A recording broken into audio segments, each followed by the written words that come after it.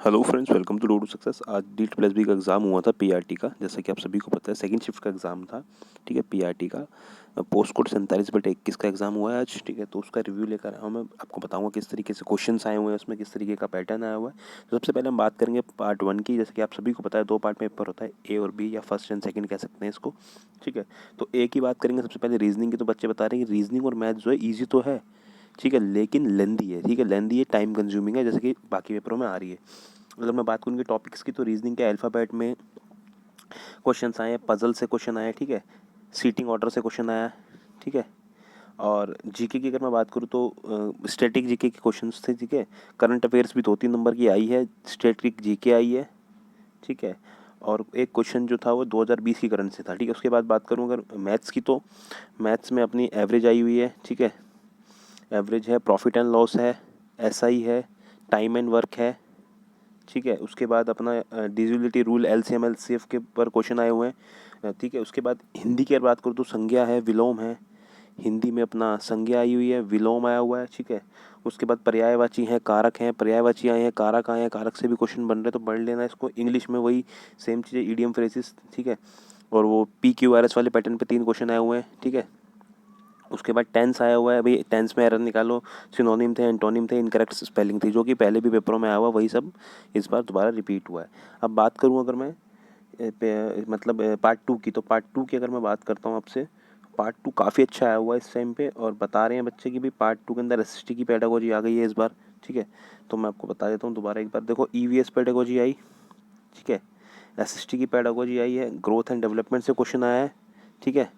पियाजे से क्वेश्चन था, कोलबर्ग से क्वेश्चन था, ठीक है। योगा से क्वेश्चन था, योगा और वर्क एजुकेशन से, ठीक है।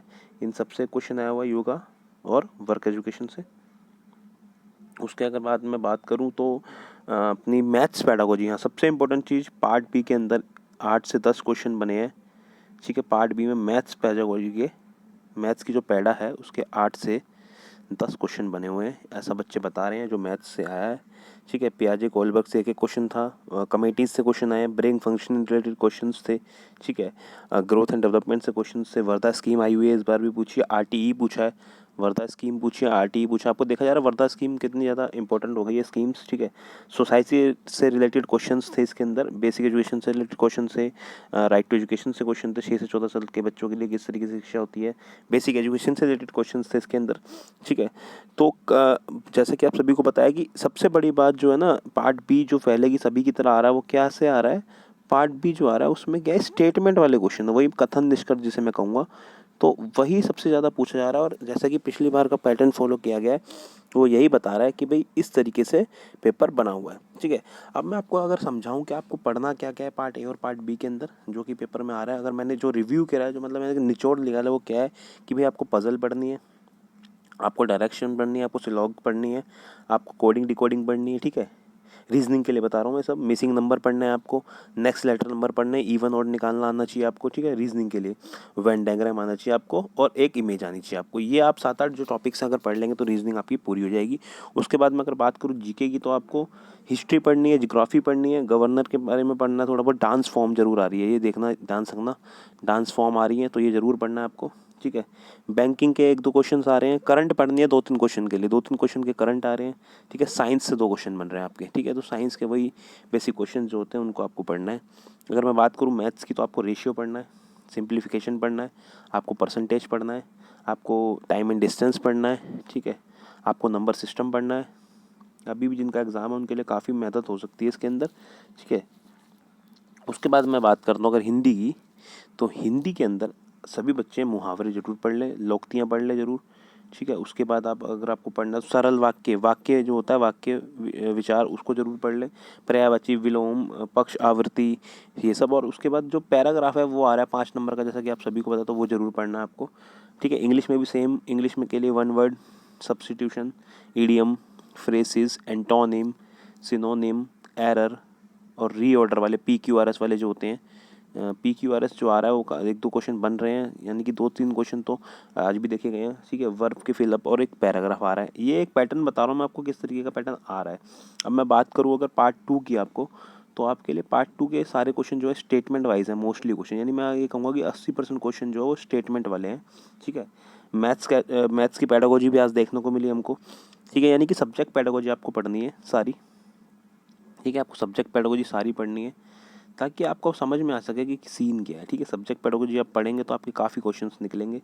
उसके बाद आपको थोड़ा बहुत हिस्ट्री पढ़ लेनी है, ईवीएस ज़रूर पढ़ लेनी है आपको, ईवीएस और मैथ्स की थ्योरम पढ़ लेनी है आपको सारी, ठीक है। उसके बाद आपको मैं अगर मतलब जो मेरे को देखा गया वो देखा गया कि भाई सोसाइटी से रिलेटेड भाई काफ़ी क्वेश्चन बन रहे हैं, तो सोसाइटी के क्वेश्चन ज़रूर पढ़ने हैं आपको। उसके बाद देखा गया कि भाई आरटीई पढ़ना है आपको, ठीक है। उसके बाद देखा गया है कि भाई 6 से 14 साल के जो बच्चे के ग्रुप हैं उनके मतलब पियाजे गोल्डबर्ग वगैरह की जो थ्योरीज है वो आ रही है, ये सब आपको पढ़ना है।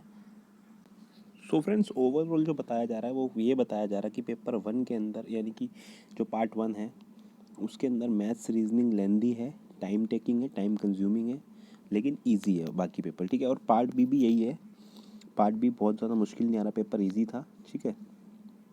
बट द थिंग इज़ कि आपको statement wise application wise questions करने हैं, जिसकी नॉलेज अच्छी होगी, जिसने पढ़ा होगा अच्छे से उसका ज़रूर क्लियर होगा। और एल्बर्ट बंडूरा है, कोलबर्ग है, पियाजे, इनसे एक दो क्वेश्चन बन रहे हैं नाम मात्र के।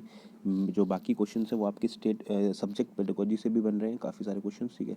तो इनको ज़रूर क्लियर कर लें, ठीक है। बच्चों से क्वेश्चन बनने 6 से 14 साल की उम्र के। और देखा गया था पिछले लास्ट टाइम तो कि काफ़ी बच्चों के जो मतलब छोटे बच्चों के भी क्वेश्चन बन रहे थे। तो ये चीज़ें आपको पढ़नी है, सोसाइटी रिलेटेड क्वेश्चंस पढ़ने हैं आपको, एक्ट पढ़ने हैं आपको आरटी से रिलेटेड, ठीक है। कमेटीज़ पढ़नी है, स्कीम पढ़नी है आपको, बस यही सब पढ़ना है जैसा मैंने आपको बताया। अगर ये आपको वीडियो हेल्पफुल लगी हो और लगा हो कि आपकी थोड़ी हेल्प हुई है इस वीडियो से, तो इस चैनल को जरूर सब्सक्राइब कर लें। Thank you so much for watching my video.